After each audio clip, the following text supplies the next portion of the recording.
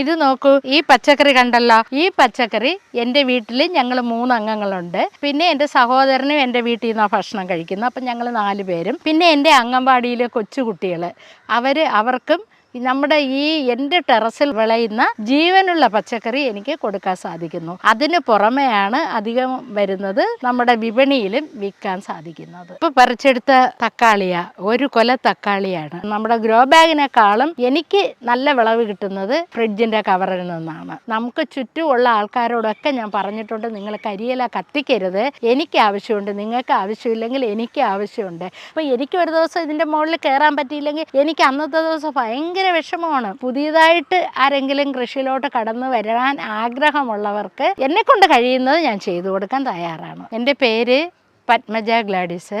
ഞാൻ അംഗൻവാടി ടീച്ചറായിട്ട് ജോലി ചെയ്യുകയാണ്.